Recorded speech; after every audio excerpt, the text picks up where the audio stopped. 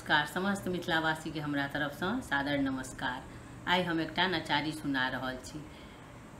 भोलानाथ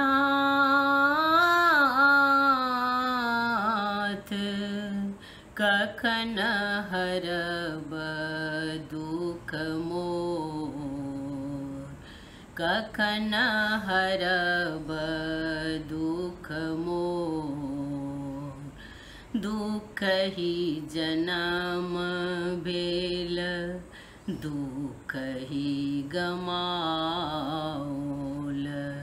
दुख ही जन्म भेल दुख ही गमाओल। सुख सपनहु नहीं भेल, सुख सपनहु नहीं भेल, भोलानाथ कखन हरब दुख मोर, कखन हरब दुख मोर। अक्षत चानन और गंगा जल, अक्षत चानन और गंगा जल।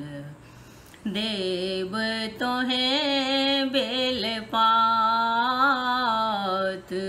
देव तोहें बेलपात, भोलानाथ कखन हरब दुख मोर, कखन हरब दुख मोर।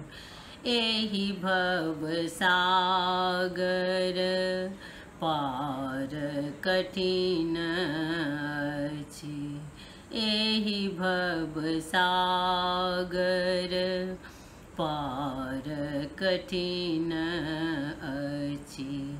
भैरव धरु करुआरी, भैरव धरु करुआरी,